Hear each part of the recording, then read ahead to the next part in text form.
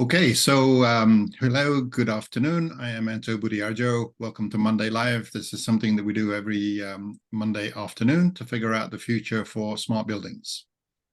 Just in case you are wondering who we are, our profiles are listed on mondaylive.org. There's a members tab where you can see who we are and links. A point to note is the views expressed here in this hour are personal, not of any company or organization. Just sort of keeping that in mind. And let's make this interactive and post comments and questions and other sort of thoughts on the Zoom chat, which is make this much more meaningful to everyone. And this slide deck, if there's any links that you want from it, is also on mondaylive.org on the homepage. So this being December, we are doing a sort of a retrospective, thinking back of 2023, and I think next week we're going to be starting to look forward to 2024. So it's just kind of an end of year kind of theme for us. Specifically today, we're going to have our normal news and trends and chit chat, and then on the retrospective, we really want to have a discussion about the Smarter Summit 24, which is the summit that we're organizing next month in Chicago on Sunday, the January 21st in McCormick. So we'll be talking a lot about that and whatever discussion. But before we head over there, I'm going to hand it over to Mr. Sinclair. Again, what's going on? Thanks. We too are getting excited about Chicago. Programs coming together well. I think we've got most of our programs tied down. We've still got a few speakers that are still being a bit vague, but we've got everybody tied down. The other milestone we've made is we've got our the pictures of most of the folks up on the AHR site. So that's another milestone for us. We're very interested in today's program because one of our sessions is the recap of the Smarter Summit. So we're really interested that this summit's getting planned because we're going to have a review of it. So we want to make sure that it happens. We've had a couple of things that got added to our site. We completed our editorial layout of the 25 years. I've basically got a quick description of every issue we've ever done and a link to it. So basically we have one page that actually links to everything that Automated Buildings has online, which is kind of a feat in itself. So I'm proud of that. That's the one that's underneath that building there. We've got our anniversary celebration that we'd love you to come to and join, and you can see the new direction we're going. One of our announcements that we have is we've got our newest old contributing editor. I've had Bill Leiden and I have been chatting, and Bill's come on as one of our contributing editors. Bill and I were with Johnson way back in the old days of JC85s, and we've been in the industry of a long time, and Bill has split off and he's been kind of doing a similar kind of task, documenting and editorializing ISA in the industrial control industry. And so we would always get together at AHR and kind of compare notes and see what was the same and what was different. In the old days, industrial used to be very expensive, and we would use some of their concepts, but we would kind of commercialize them and make them cost effective.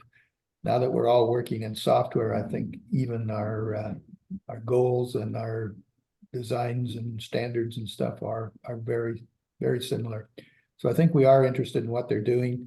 He's basically retired, but he has an incredible wealth, and he's going to keep talking about PLC controllers and keep us abreast of what's going on in the industrial world. So I'm looking forward to that. I think it's a great resource. He's retired. He was the editor for the IAS In Tech magazine, and he was also the editor for automation.com.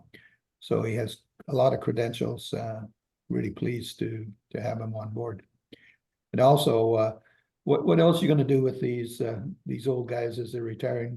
But put them in the automated buildings library, the community library. So we're here as resources for folks, and I think that's a good place for us as folks retire. They have a tremendous wealth and knowledge of the industry. It's kind of nice in my mind that they're available to provide comment. One of the posts I found interesting was someone was talking about is AI going to replace if-then logic, and that got me thinking. And I dug out one of my older offerings from 2012. I had actually come to the same idea, is that cloud control and we were starting to see the evolution of cloud control languages. And much of my life was spent discovering the power of control languages. And we kind of hung our hat in that in the early days of the DDC. We actually chose to go the if-then. Other folks chose different patterns of how to express their software. And we've written some pieces about that and had some comments about how all that. And we always saw that there would be, what would be the utopia would to have a common language. And so this is an interesting post that creates a little bit of chatter about whether AI is in fact the new control language. Anyway, I thought that was interesting. That's a good read, I think, if you want to tear into that. So thank you, Ken. Back to you. Thank you, Ken. Thanks, Ken. So over the weekend, we've been talking about cloud native here, obviously in the context of buildings, but I was spending some time just looking at cloud native generally outside in the world, and just figuring out what's going on there. And I found these two articles worthy of sharing with the group here. One is just the size of cloud native technologies generally, which these guys reckon is going to be in the $53 billion range in 9 years at a pretty rapid growth rate, out of a cloud market cloud computing services market that is approximately $2 trillion by the same period of time, right? So this is kind of what's going on. So, one of the reasons I was doing this is that it's almost like we're talking about cloud native buildings as if it's a kind of a new invention that one of us created, but we didn't. The whole world is going in this direction. And this is part of the reasons why I thought it's worth sharing. But then again, we're not the only group of people that are having challenges trying to learn all of this, which is the second article on the right. That's really sort of talking about how IT leaders are doing right now in terms of what their challenges are, in terms of how much progress they're making and what they're identifying. And it's really sort of interesting because it speaks to things like standardization and interoperability and tools, which obviously is a significant thing about what's going on in the cloud native world. So this sort of zooming out of the building space and into the technology space, which is obviously a key part of our world. I thought this was interesting and worth sharing with you guys. Some big numbers. Yeah, no kidding. Yeah. Well, the IT industry is like a $4 trillion industry. So this is kind of a big chunk of that, and cloud native is growing, a growing chunk of that. It's just interesting. The other thing to news here is that we've put together a preliminary website for the Smarter Summit at smartersummit.org, and I'll put that in chat so that you all can head over there. The important thing is that the basics are there and the structure and the flow, although the flow may actually change after this show, because we're going to be talking about the flow and the agenda. So that's still open to change. Rick, do you want to say any more on that from the coalition perspective? Yeah, we're just excited. I just want to make sure Ken is comfortable with the fact that there will be a Smarter Summit. So there will be a review of the Smarter Summit Thank following you. day. And yeah, and we will definitely be highlighting all of that cloud native and hopefully showing some real good examples of overcoming some of those obstacles of trying to use cloud native. Because for the last 6 months, I'd say that that's what our focus has been, is bringing technical experts together to see how to use all those techniques and tools, and then sort of document and record some of the techniques for overcoming some of those obstacles. So there'll be a lot of sharing of sort of the best practices of bringing cloud native technologies as we've as we've been learning. We'll be showing that at the Smarter Summit. So that's that. Great. Thank you, Rick. Yeah, we'll talk more about this obviously in this hour. Some more links. I've actually put the summit registration on there as well, so that's all good. Any other thoughts or anything else anybody want to share before we move on?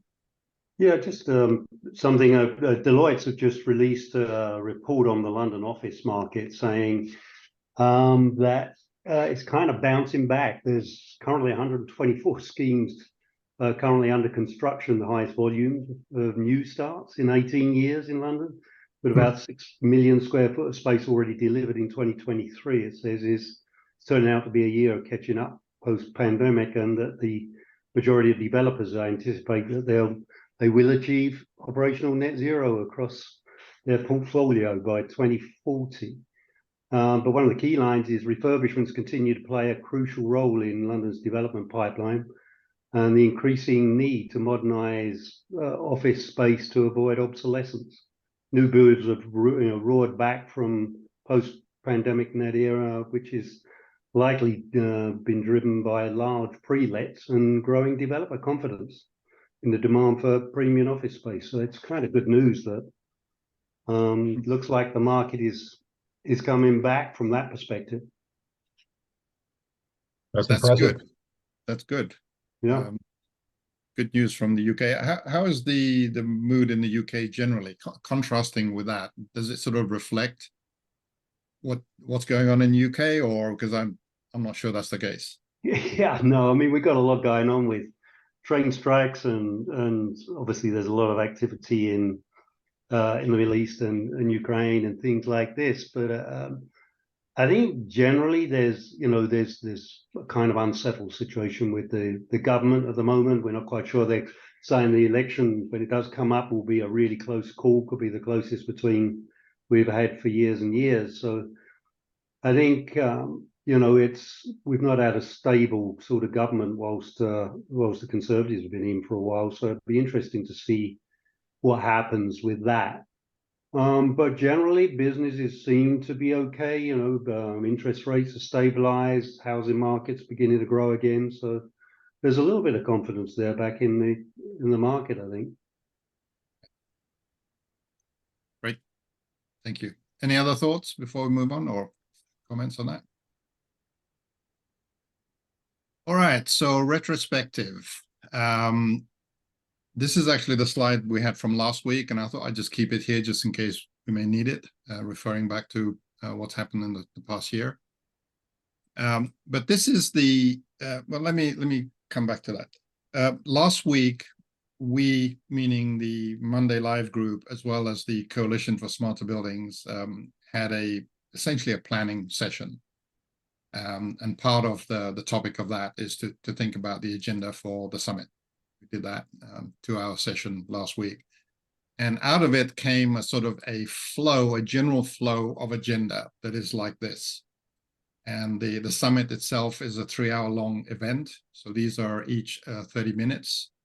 And the idea is that we would spend some time talking about the vision towards cloud native and why that's needed, and somehow link that to what's going on in the market, Office Armageddon and everything else, right? Obviously, we don't exist in a vacuum. Sort of that's that on the vision, but then to talk about the specifying and procuring, which is two of the key tenets from the coalition from some time back. So we're going to touch on that, and specifically this will be around the sort of the updated version of the Div 2525. So that's what's going to be covered there. And then we'll spend a session on the IBB, which is the platform that we've all been building, and that'll be the opportunity for us to do a demonstration of the IBB, of the thing itself. And then we'll have an ecosystem panel discussion, really about how this new paradigm of cloud native, sorry of using that paradigm word, may actually change how we should think about ecosystems for the industry. And then talk about preparing the industry workforce and the industry itself for what's coming, and then wrap up with a action stations, like a call to action to get smarter together. So I'm going to leave this up here. And the purpose of this week's show is really to discuss this, to critique it, to build up some of the ideas, or suggest changes or speakers or perspective, whatever it is. So I'm going to shut up and open the panel for the discussion. Hopefully not too silent. Yeah. So my thoughts on, at least on number one, if you sort of working our way down here. I think since we've said more than once that the phrase cloud native is still not fully understood or appreciated, what I'd like to see that section tackle are the problems that we have and why cloud native is the way to go. Because in doing that, I think we then illustrate what cloud native is all about. Because we focused on, we're assuming it's a solution for a problem that we need to fully describe. And I think if we do a good job in that regard, then it comes together, right? So that's now the vision. We've identified these problems of essentially interoperability at the application level, and cloud native is the way to address this. And here is why. Here are the specific things it does that will, if our industry gets on board, we'll have addressed those fundamental problems, and all of a sudden, all this interoperability from cloud to cloud, from cloud to building, and so on, gets properly addressed in an affordable and relatively easy way to implement. Sounds to me like it almost needs a SWOT of some sort, but threats from commercial as well as technical issues as well. Yeah. Well, like a SWOT analysis, Roger? Yeah. Of the current problem, or of cloud native? I understood the SWOT. Of the adoption, why it would, the adoption of it. Interesting. Yeah. Interesting. David, are you? I know that you may not be feeling 100%. Are you able to comment, or are you just lurking? I'm always lurking. You voiced a thought about the overall agenda, and because we don't spend too much time on the why all of this is important. Obviously, yeah. I kind of put that into one, but leave you to comment. And I appreciate that, and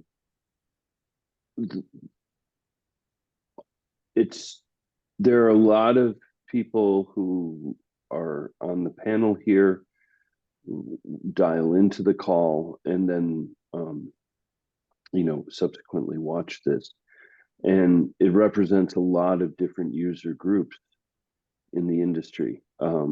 However, most of us come from the physical asset side of the world, who are designing and constructing these buildings, putting in the systems and operating the systems in the building. And the people who are the asset owners, who own these big office buildings, the sovereign wealth funds, the pension funds, etc., there's a disconnect between the asset holders and typically the operations team and the design and construction team. And this is a huge generalization, and I fully acknowledge that. But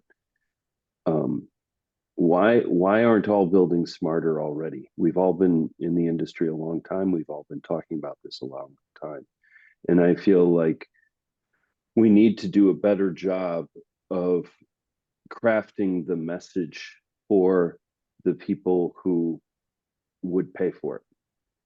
And that could be all of our clients, which is great, or it could be our clients' clients. But as we transition to this new mode for the industry in all of its different forms, I feel we need to converge our incentives. And by speaking the language of the asset holders and the owners, we can better, we can quicken adoption, and we can also do a better job because we'll be working more in line with the ultimate owners of the building. So with all of these agenda items,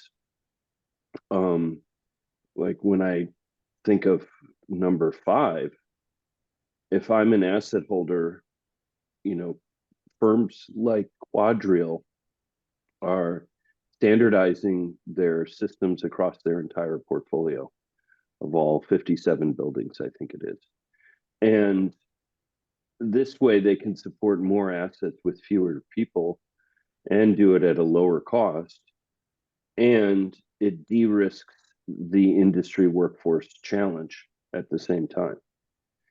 And so I think each one of these topics, we can find a great value story that resonates and the incentives are pleasing to everybody. But I think if we can find some themes that cut across all of these topics, and we can see if it's reinforced with each one, then I think we'll be more impactful as a session. And then ultimately, when we all go out to the world to keep messaging this and working with clients, we'll all be hopefully singing from the same hymn book in a way, but then also have a lot better value stories, which will increase adoption in business. My only comment to that, David, is that I agree. All of those are all the points that you made are valid. Mm-hmm. This is a summit of the industry that is gathering at AHR. Mm-hmm. Right? So while we do get building owners, for example, or sort of, let's say, enthusiastic building owners that are enthusiastic Of course. enough to be there, Yep. most are not there. This is not a real comm audience. This is not Completely agree, and I acknowledge that. Yep. So that's why it's not. We didn't think it was necessary to spend a significant amount of time on these sort of why things, because they're arguments not to this group, they're arguments to a different group. And this summit is really as much about this industry getting our act together, singing off the same hymn book, as you say, right? So this is what this summit is all about. I mean, I'd love anybody to critique that comment, because it's a comment.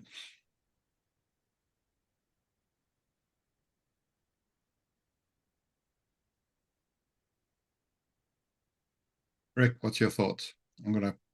Well, I definitely agree with that, and but it wouldn't be a bad thing to sort of go back and sort of replay some of the things that were agreed on at the first summit, and that was where, you know, sort of us as industry insiders were agreeing, mostly unanimously, that interoperability was important in terms of being able to better accomplish what the owners want in terms of better buildings and smarter buildings, more efficient buildings, and interoperability would be a good thing for owners. It wouldn't be bad to kind of go back over that. Obviously, I'm oversimplifying, but the some of the key things from from last year, yeah, we have definitely been focusing on the industry getting its act together around new methods of accomplishing interoperability for the benefit of the industry, but also for the benefit, obviously, of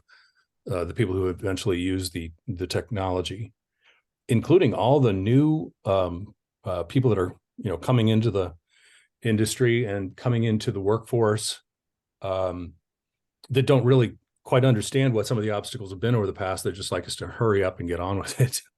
But addressing some of that probably is a good thing. There are a lot of prop tech founders too that don't know anything about the historical HVAC systems and the challenges and things. And Anto, I'm not advocating that another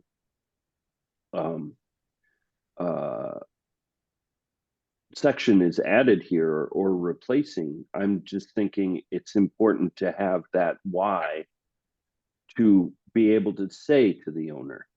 And transforming the tenant experience in the built environment, it takes these integrated systems to do that, and to transform the operational experience and to increase efficiency, increase building performance, support more assets with fewer staff. It's just that these themes, it's like, does each one of these enforce that, and how? It's just a theme to keep in mind. No, I think David's right on. I think the vision is not just about the problems itself, but about the value it creates for the owner. So it should be sort of twofold. And it makes me think about item number 4 on the panel discussion. It would be wonderful if we could actually have one of the participants be someone from the owner side in that ecosystem, because they are a key part of the ecosystem, obviously. So I don't know if that's possible, David, or if any of the other panelists here have some ideas in that regard. But that would be great to get an owner's perspective as part of the presentation that day. To understand that perspective will be really important. Yeah. I'm looking at Tim Vogel's comment, which he just posted to the panelists, so everyone won't see it, so I'll read it. He said yes to what David said, but said, I would like to see a session on cloud native go-to-market and revenue plans throughout vertical stacks. And while we don't necessarily use those words in these agenda, I think that is exactly what this whole summit is all about. We're trying to figure out what cloud native looks like in the industry, right? Both from a technology perspective and obviously from solving owners' problems, which we've been talking about, but also how do we get it to market? What is it going to do to the channel? What is it going to do to the vendors, different types of vendors? All of that. That's really kind of the mission of this summit. So thank you for bringing that up, Tim. And Duncan made a comment about cloud native not really sort of clear what the motivation is. I would say, and this, we've talked about this, so I'm going to repeat it on our behalf because we talked about it over the past year. And a lot of this actually came out of a trip to Realcomm back in June. Jim and I and several others went there, and we actually tested the cloud native message and the cloud native and IBB. And the thesis of it at that point was the reason why cloud native should be interesting for buildings is that most, if not all, building owners, which are typically enterprises of some sort, are already committed to the cloud for their enterprise systems, for their ERPs, for their CRM, and for all of their complex systems, right? So we're not introducing anything new if we make buildings cloud native. And the idea is that by making buildings cloud native, and IBB is a key part of that, then buildings could look just the same as all of the other assets that enterprises operate with. And that's kind of the thesis behind it. And that was validated at Realcomm, because that was the feedback that we got from a number of people that we talked to there. as well as sort of vendors and managed service providers and others. Jim, I don't know if you want to add to that. No, I think we validated that well, and there are other groups coming in from the IT side that are in terms of integrators that are particularly interested in the technology as well. I think that the other comment I'd like to bring to the fore is that we've been going at Monday Live and Smarter Stack and a number of these other things for several years now, and we've actually generated quite a bit of output. So I think another important thing we can do at Smarter Summit 24 is share a lot of that work that we've already done, so that people can get an update and potentially put that into action, Anto. So Jim, do you think the item number 2 might be modified somewhat, but to reflect that? Because obviously specifying procuring smarter buildings tends to be a lot about the Div 2525 work that was done. Yes. But like you said, we could make that broader so it includes the Smarter Stack and other things that we've accomplished. Absolutely, Steve. And I still think that procurement is one of the biggest barriers that we have, because as we embark on any new technologies, whether it's IBB or otherwise, getting a low bid new construction ecosystem to procure that is absolutely a challenge. Right. And so we need to do a lot of education work with the constituents to get that to move at all. Is there a way for us to show that procurement based on this kind of an architecture and system actually results in a lower cost of ownership? I mean, I think the answer is yes, but how do we do that? Maybe is a better question. Can we make that part of what we're demonstrating here? That's kind of one of those messages they have to say over and over and over again, right? Or else you'll never get a change in procurement. Well, what was just talked about with what David was talking about with what Quadreal is doing is 100% for lowering total cost of ownership. And I was thinking that a couple of these comments about involving either an owner's perspective or the owner's perspective as represented by the engineering firms that are putting together these large procurements, because they're acting as the owner's representative.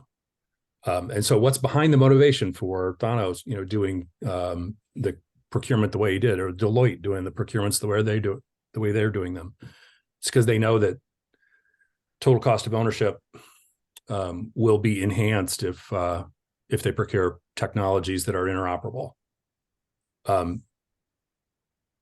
Tracy, to your point, we sort of know that. We don't necessarily have a ton of evidence about that because, interoperability has been hard. So how to bring someone forward that can declare, hey, this is a way better way to do it because look at all the efficiencies I've gained is kind of hard because it's been difficult to do it. So it's like a chicken and egg thing. Tim just made a comment that was, I think he's heading in the same direction I was. The flip side to this is, okay, that's the benefit for the owners, but what about the benefit for integrators, manufacturers, so on? As soon as you start saying less money to owners means less money to the supply chain also, right? So I think equally important, we have to build a case of why this can lead and how this leads to a more profitable business off a smaller total dollar business potentially. Or maybe we show that this actually is more total dollars in the end because more people will adopt this. It will expand, it'll grow the market overall. Which is what Tristan just posted again, just to the panelists. Yep. I said expand markets and more margin. Thank you, Tristan. And I Great minds. Yeah, I think I've gone back to Tim's comment as well. We always used to have supervisors which were okay, they were on-prem and they were very low value compared with the rest of the market. Good point. And quite complex, but you still needed it. You couldn't run the building without some focal point, and this is just morphing it somewhere off site to a wider portfolio of buildings and management, really. That's just such a good point, Roger. You're absolutely right. Supervisor PC used to be the way you think about the system, because they had to be one of those, and this is just sort of a modern version of that. Yeah, and it actually, the value of it wasn't much, you know, it was compared with the rest of the business, but it was necessary, you know, item that had to come along because it was the only way you could manage the whole site. This is going to be managing, you know, perhaps more complex things, because it could be a portfolio of buildings or you know, a larger set of products, software products as well. The other important value to build into this whole thing is this is implying, I think, largely a model change, business model change from selling hardware, one-time sale, project-related revenue to recurring revenue. And that ultimately improves the value and profitability to the supply chain, I think, too. That's going to be the biggest challenge in line two, is in the procurement, you know, switching to SaaS it's going to be a huge challenge for our industry. Yeah. Well, that will help align a lot of things. So it's not just the software either. You know, this industry has had maintenance agreements for a long time, right? Well, this is a way to kind of bundle a lot of the services and so forth all in together, and it's kind of, you know, building control as a service. So Tim, the thing that I was thinking, reading your comment, is the world is going in this direction. That's one of the reasons I brought up the, you know, where cloud native is going outside of this industry, right? You know, all industries are going this way to deal with complexities, and things are getting more complexity. So my question to you, Tim, is that if this industry does not embrace it, what do we do? What should we do to deal with systems that are increasing in complexity? And I'm not sure what the answer is. And maybe I can ask Rick to riff on his sort of whole sort of experience in the IT industry of reducing prices as being the sort of the driving force of growth, and reducing the cost of technology, the effort and the complexity. Yeah, I mean, you guys have all heard me talk about, you know, Moore's law drives goodness throughout all parts of the market, to consumers, producers, everybody. So as technology gets less expensive and more accessible, more people use it in more places. And we put more and more technology. We go deeper into buildings. We start finding innovative ways to use data for things that we didn't think about before. Business models change in terms of how the engineering and the support and the installation and everything happens, but the market grows. So we're in a space where we're sort of counting on Moore's law delivering for us what happened in the IT world, where more people came into the industry, technology went deeper into everybody's lives and businesses. And, you know, right now we are in a technology-free zone. We really are not using technology very aggressively, digital technology very aggressively, even though all of us have been doing it for 40 years. There's just a complete lack of the penetration of technology into most buildings.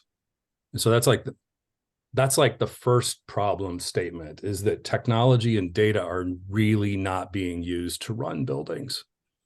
No big deal, no shame there. Their technology and data is also not being used to run most farms. Now it's being used to run every distribution center on the planet right now. It's being used to run every bank, but it's not being used to run buildings. And so we've got a lot of greenfield growth for, as Moore's law comes into our space, to grow all of our businesses and grow the proliferation of tech to go deeper into the physical world. So that's my I should have recorded that. Actually, I've just read from my script. Sorry. It is being recorded. So you're It okay. is recorded, so we're good. Yeah. We'll turn it into a blog. And I think the other thing that's going on here, obviously this industry is an industry in flux, in change. There's disruption going on. There's AI. There's quite a decent amount of money being invested by VCs to AI and other types of companies. So there's Right. change happening, right? And I think the difference about this group and what's going on here, I hope this is the difference, is that we're doing this change out in the open. Right, so you are asking that question, Tim, which is very valid. How do we get the channel ready, and how do we get the industry ready? That's exactly what we're doing, and that's what we're doing in this summit. So it is going to change, right? But we've decided this activity is all about trying to understand and control it so that the industry can grow. So you just mentioned, I think, AI for the first time in your comments there, Anto. How do you see this proposed agenda allowing for us to communicate AI as an important ingredient or output, if you will, or outcome rather, as a result of moving to cloud native? I would think that it's definitely part of one. You can't do one without using the words AI somewhere in that 30 minutes, right? So I would I would make sure that was the case. I think in two, it has to be part of that. And the Div 2525, I don't think currently specifically talks about AI, but it should, and it should talk about how to think about AI, right? So, and procurement is the same. IBB and that sort of interoperability, my way of thinking is that cloud native is, and the IBB is actually an enabler of AI. Right? IBB itself is not AI. It doesn't have models, but it enables AI to happen in the way that it probably isn't likely to be needed for buildings. Ecosystem is all about AI, obviously. I mean, it's not all about it, but it applies there, and the same as workforce. So I think it's throughout. I think that the thing here is AI and the why that David brought up, and the workforce and various other things are sort of sprinkled throughout this agenda. Maybe it's not spelt out because this is just the titles. Right. Cybersecurity, same way. Yeah, exactly. Maybe if we had something that had some cross-cutting subjects or goals or messages that go kind of across all these things. That seems to be the theme of what several people have said. Yeah. Different topics, and where is it going to be covered? Yeah, that touch in each one of those agenda points, right? So yeah, exactly. Anno, you've been very quiet. Mark, you've been very quiet. I joined in halfway. I didn't want to upset the stream. It'd be interesting to kind of do a straw poll of the folks online, just a thumbs up, thumbs down. There you go. That's a poll. I don't know if audience can do that. Thumbs up and thumbs down. Or just yay, nay. Oh, there's a thumbs up. It's going up. Oh, there it went. Floating up my screen. My Zoom is supposed to do it somewhere. There you go. Skip found it. Yeah. There's no thumbs down. It's rigged. It's rigged. So that's a good point. I mean, I think what's sort of interesting is what's missing out of this. I think, yeah, we have these themes that go throughout this. We've got to communicate that. Well, what's missing? What haven't we talked about?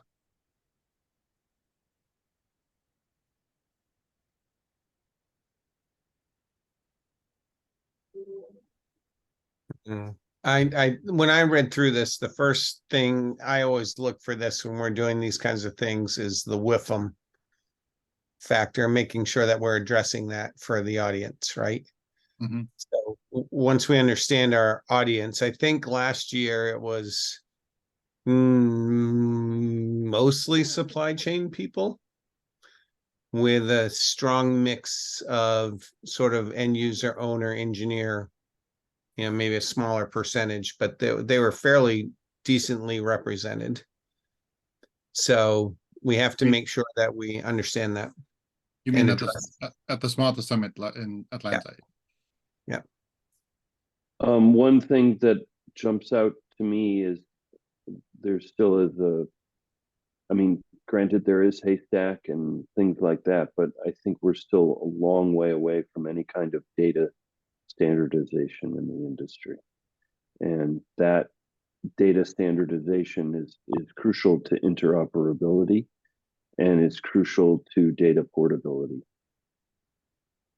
I'm not sure if it warrants its own section, but Isn't that again just another cross-cutting issue that affects pretty much certainly everything? could be.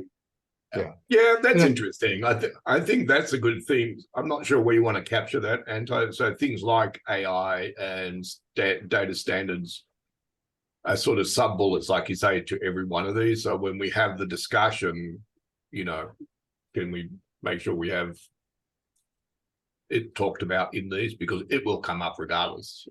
I think I think obviously cybersecurity and blah blah blah is a given across all of this shit too.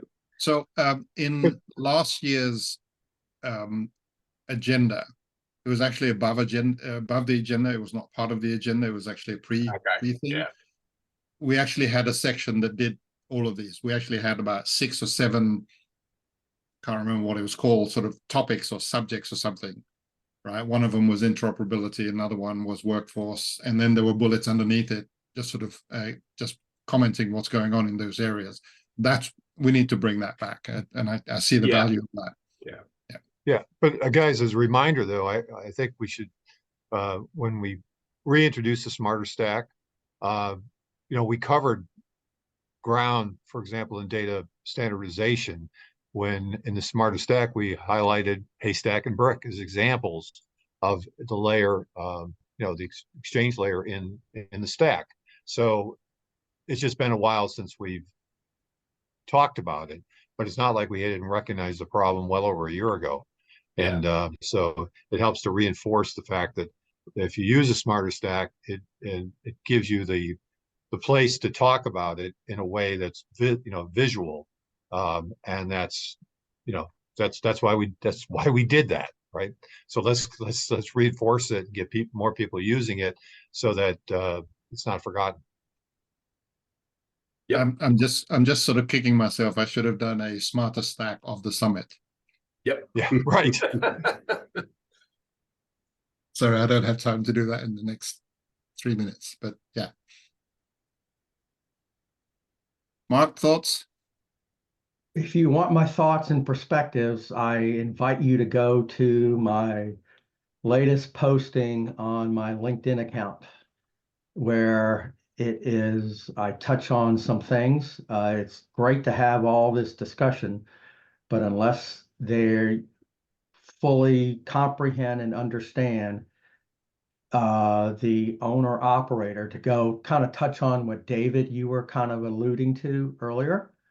I think this is all nice and well and good. And so I invite, just go there, and it's basically an excerpt from, I was locked down for 2 days with 670 C-level executives and asked to present. And so this is my perspective of kind of where we're at. Number one. Number two is, I still think there is a major challenge on truly overcoming the barriers. Rick, you mentioned how come people aren't adopting this, that, and the other. Moore's Law, love it, love it. However, there's still barriers. And how does this or any other discussion that may take place at the summit overcome those barriers? Makes sense. And you mean the 10 items that changing the landscape within the built environment? Is that the one, Mark? Yeah. Can somebody put a link to that post on chat? If they have it. Are you at that, Anno? I'm not there. I got it. All right. There you go. Thank you. Actually, here's the LinkedIn version.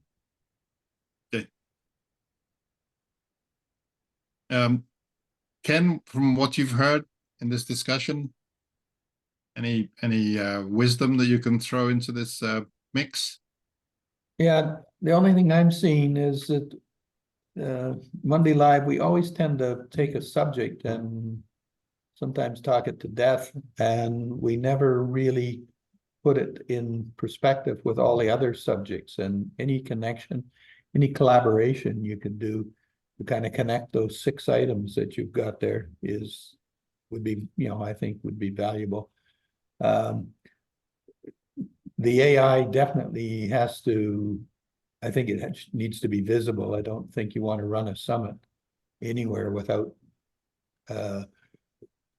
saying that you're going to at least chat a little bit about AI, because it's in everybody's mind. So, and I think it fits in well. And number 1 is the vision towards AI and cloud native. I agree. I think you said that, Anto, is you can't really separate them. And yeah, so I think adding AI to cloud native would help. And also anything you can do to kind of pull these subjects together. So then how does that relate to the specification process? How does that relate to the IBE? And just building bridges between your concepts, I think, could help. Which is in a way is kind of the task of the summit, right? That's really, because we have a complex set of this sort of list of issues, and then we're trying to craft a story of how we can deliver it to how the industry can deliver it, and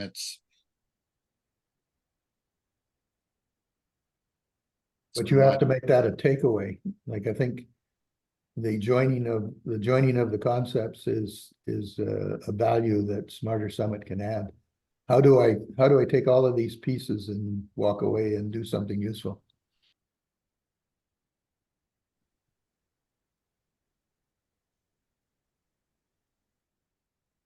Yeah, I'm just sort of going through all the different combinations and permutations that starts to get scary very quickly. And how does AI relate to interoperability, for example?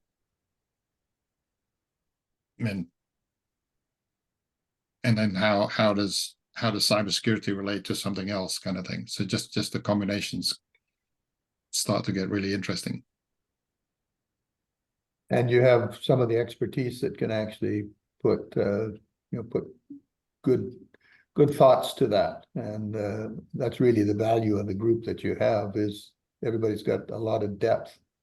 And the fact that we come back with a conclusion that we don't really know, or it's still evolving, I think that's a valuable message to the industry.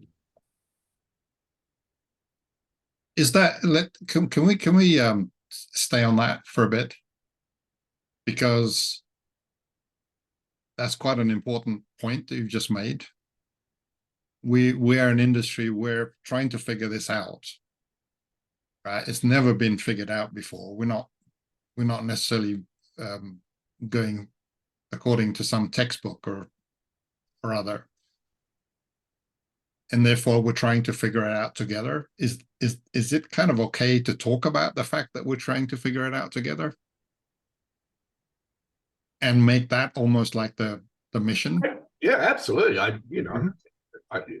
don't think we have all the answers, right? We're trying to work it out. So that was kind of my perspective of this thing all along, was it's a work in progress, figuring it out process. It's just that I've certainly not said it myself, and I've not said it out loud in a public forum, that we're all, the industry, trying to figure it out. And I just thought I'd say it. See what the reaction. It's all right. You can say it, Enter. You can say it. It's okay. I posted that in our theme. I posted in chat our theme, which is embracing collaboration to thrive in an AI and cloud-driven future. And we we chose the word, a lot of discussion about why we use cloud native or cloud driven. And cloud driven occurred before. It's interesting, some of the folks that have been in cloud native for 4 and 5 years, to hear their story of how in the start they couldn't mention that they were doing all of this magic in the clouds because people didn't trust them. And so the cloud has gained cloud native has gained amazing trust in the last 3 or 4 years. And so now we can actually say those words, but in the old days, you couldn't say those words. And so I think there's a whole bunch of people whose mindset is kind of there coming into your session. And somebody asked the question, why the heck are you, why do we have to go to cloud native? And you know, so I think we need to build some bridges there and kind of ease them into the idea that we've been using the cloud for a long time, but cloud native is just a more professional way of using it. So, you know, we've in recent weeks we've talked about system of systems, and as another way of describing all of this. But to Ken, to your point, collaboration is really the overall arching objective in my mind. And you know, when I attended the Haystack Connect event back in June, that really was evidenced by the people who attended there, that collaboration was the reason they are there. They see the value in the industry participants collaborating more effectively by having a common way to express data. And so you know, if you substitute the word silo for system, you know, we're going from silos to collaboration. That's the transition we're trying to make here, where each silo is this independent world that lives unto itself. And so how do you pull these silos together so that the industry as a whole can collaborate effectively? That's, to me, the $64,000 question, right?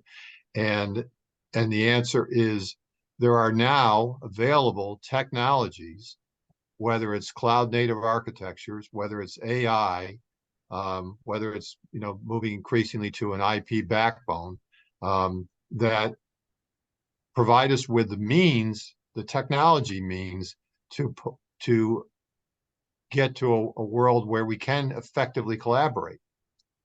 And that's all good. Let's have an open discussion about that at the Smarter Summit. But the fundamental thesis is we want this industry to be much more effective as a collaborative industry. And in order for that to be true, let's take advantage and of what's out there, and then decide specifically who needs to do what coming out of this. That's sort of your number 6. What are the actions that need to take place?